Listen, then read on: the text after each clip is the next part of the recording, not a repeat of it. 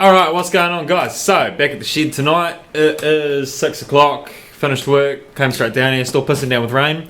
Went and looked at the rivers to see if there's any more flooding, but nah, they're still at about the same height they were when I showed you yesterday.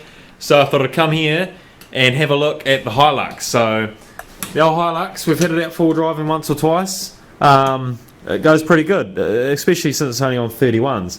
But, she, being an old Toyota, it's certainly suffered from rust. I've showed you in videos before the rust that's there, and it's all along the gutter and the windscreen. I don't know what's going on here, but the windscreen, it's just, let me show you, it's just been pooed up with silicone, so it's literally like 3 inches out from the roof.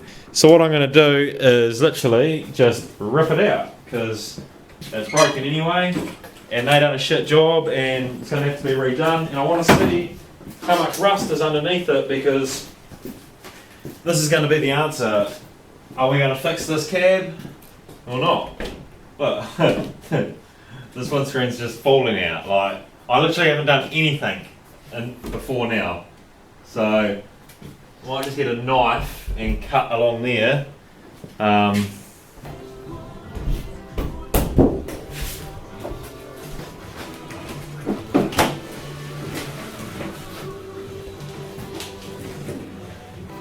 Yeah, that was pretty quick windscreen removal, all of about 5 minutes.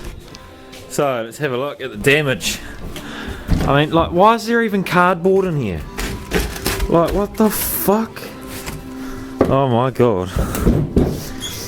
Is that... oh, that's the roof. What the... oh wow. Oh wow.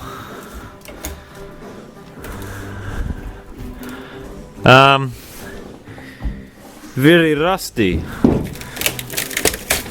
Fucking hell. So that's the skin of the inside. Yeah, the top of this cab's pretty fucked, eh? The skin of the roof is actually separated away from the skin of the inside.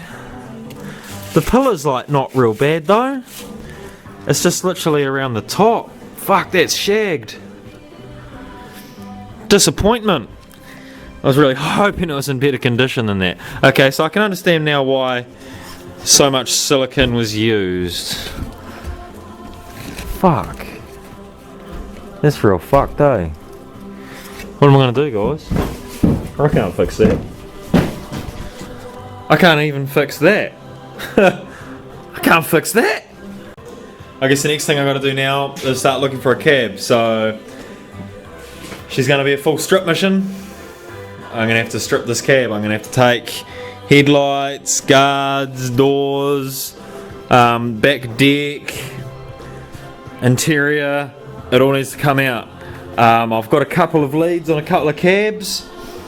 One's in Auckland though, so $500 for a straight cab, comes with a good windscreen in it. It is in Auckland though. That's like sort of 5 hours one way, so it's a 10-hour drive, and I'll probably have to take a trailer with me, so 11, 12-hour drive. Yeah, it's a bit of a bugger. Big jobs ahead. But we'll do it though, because HILUX life, and I want to go forward driving, and this is how I'm going to be doing it. I'm going to be doing it in a Toyota. It's a shame it's a petrol. I'd rather it was diesel, but maybe down track we'll throw a TD27 Toronto motor in it or something. Because they're a bit cheaper than 3 hours and 5 hours and all that sort of thing. Fuck, that sucks. If it was only like that rust, like maybe we could just get like a windscreen cut or something and just like weld this bit in. But I know it's dark. There's rust all along here, like part of the gutter's missing there. There's rust there. I know it's dark, but you can hear me picking off parts of HILUX. So that's not good. Not very good at all. So I'll pick this video up again. I'm going to put the camera down. I'm not going to upload this because it's like fucking like 20 seconds of content. So I'll pick the camera back up this weekend. It's Thursday night now. I'll try and suss something for Saturday, and we'll either be going to pick up going to Auckland to pick up a cab, or I've got another one on the Napier Taupo road that I might be able to swindle in on. So, alright, so it's Saturday. I was hoping to go look at a HILUX cab today to replace this cab because of the rust that I showed you maybe like a scene ago or something. So yeah, we're just going to recab it because there's no way I can fix that. And yeah, just fuck that shit. So I was hoping to go look at a cab today, but because of the flooding from a couple of videos ago, it's caused a few road closures and that sort of thing. Shit show. So probably tomorrow, hopefully. So that'll be another video. Hopefully tomorrow we'll go and have a look at a cab. It's actually a rolling body, so I get spare diffs, and yeah, I was going to buy one from Auckland for $500, and it was only a cab, no doors, nothing, no chassis. So this one will be a heap better deal. I'll have spare CVs, diffs, you know, you name it. Leaf springs even, you know, just everything. So what I'm going to do though, to occupy some time and keep moving forward, is start taking the doors off, the seats out, bonnets, guards, pretty much just strip it, because that cab's got to come off, and I'm probably not going to keep the cab. It's pretty junk really. Might take a few cuts out of it for rust repairs later on, I don't know. But yeah, all I'm really going to keep is, like, you know, guards, bonnet, all that sort of shit. And on the plus side, it's also going to make it easier to get the cab off that chassis, because I'll make it lighter. So I'm not really sure how I'm going to get it off yet. Whether I'm going to just like rope 4 or 5 strong men into the job, like let's just lift it off, I don't know. But yeah, I'll figure that out when it comes to it. So what I'm going to do now is actually pull it outside, get the water blaster out and give it a water blast, because I'm not going to be able to get under there without getting a whole bunch of fucking dirt in my eyes to get the cab mount bolts off. It should be a pretty simple job. Only about 6 to 8 bolts that hold the cab to the chassis, another 4 that hold the deck, but the deck doesn't need to come off anyway. And yeah, just undo a few auxiliaries, undo the steering shaft, some other shit. Yeah, see how it goes.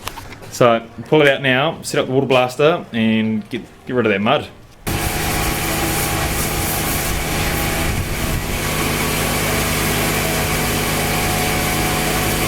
That was legit a way bigger job than I thought it would be.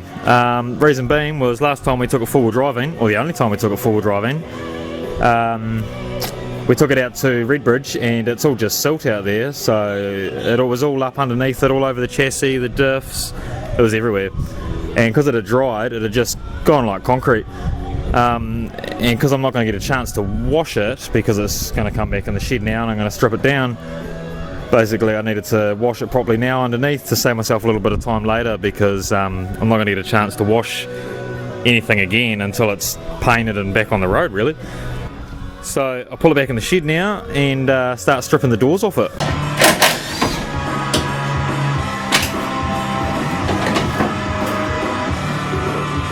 I switched my power to contact, where I get an extra 30 cents a litre discount on fuel with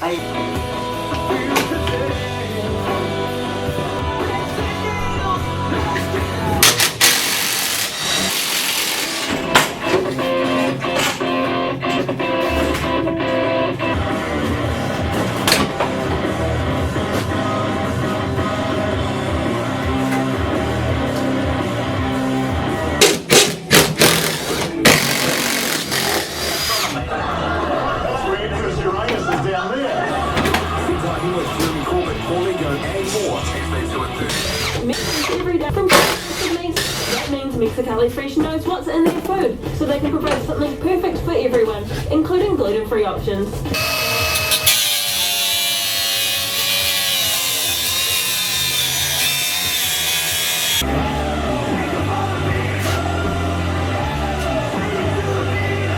Alright, so I just pulled the passenger seat out, and look what I found underneath the passenger seat. Oh dear. Fucking brand new needle ready to go, mate. And a bit of a Q-tip too. I'm sure you can put together what that shit's used for.